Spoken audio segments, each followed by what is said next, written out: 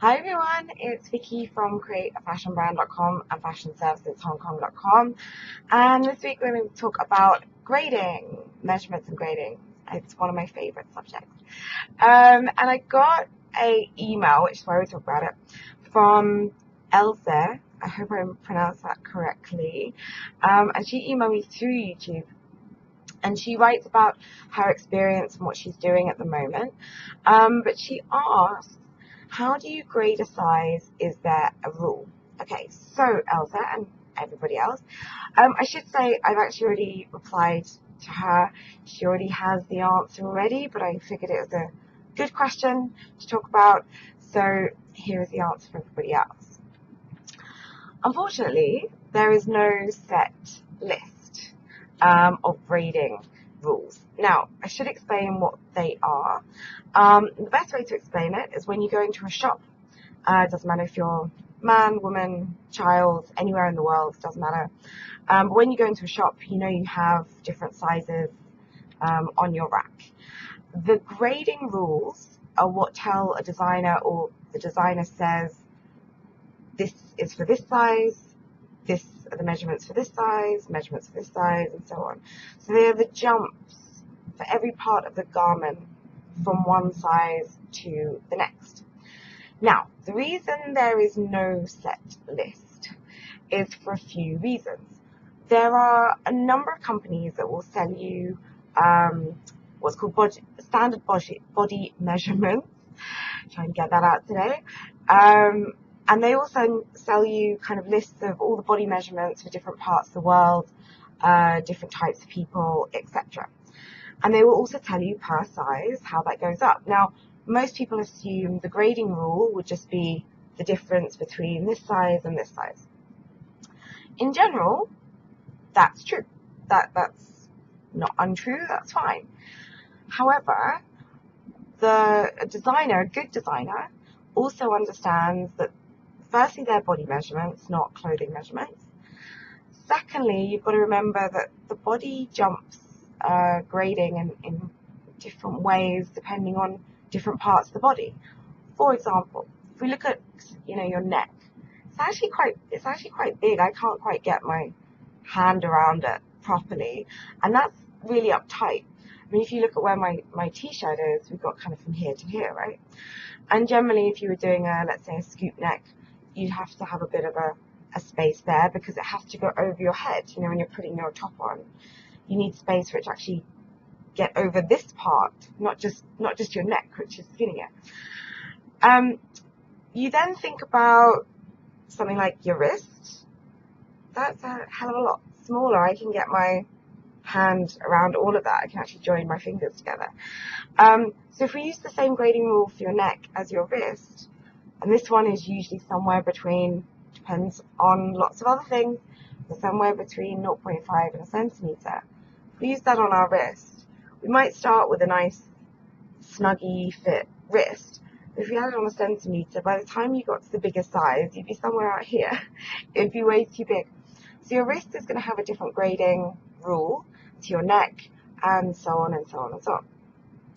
Now the next thing to remember is that I talk about measurements a lot, so if you've watched my other videos, you're going to know that different people in different parts of the world have different body measurements, and they have different grading rules. So for example, the average chest, waist, hips kind of size, you jump maybe 2 centimeters for somewhere in Europe. In America, you jump 2.5 centimeters, okay, for the same thing. So for chest, waist, hips, etc. So depending on where you are in the world, there are different grading rules. Then you've also got to consider whether you're doing what we call kind of the normal standard size range, or you're doing maybe plus size, what I like to call voluptuous sizing, because the way people put weight on and take weight off is very different, again, different parts of the world. And when you get to the higher end, the plus size, the official term, the grading changes. It's not the same rate up here as it is in your standard set. You've also got within your standard set, I know it gets very complicated, But there are different sizes that will have different grading jumps too, because some parts of the body just won't jump that high even when you just go one size up, especially if you're really tiny end or if you're at the slightly larger end as well. So you've got all those issues. And the last thing which people forget about a lot is the fabric that the garment is made from. Woven fabric, even if it has elastane, which is the thing that gives it a little bit of stretch, it's not an elastic fabric. It's still woven. Jersey fabrics, by definition, are stretch. They will pull apart and they can move. So the grading rules, and in fact even the measurements on jersey garments, are smaller than you would for the same size in a woven garment. So it is a little bit different. So you've just got to be a little bit careful when you're doing these things. The only thing I can really say to Elsa and everybody else is when you're manufacturing, when you're designing, when you're speaking to people, you'll find that the more you do it, you'll see common patterns come up time and time again. But you can't just assume there's one reason for it, but you will see these things kind of recur, and you'll start to get to know what those grading rules are. There is no shortcut, I'm afraid. It just comes with experience.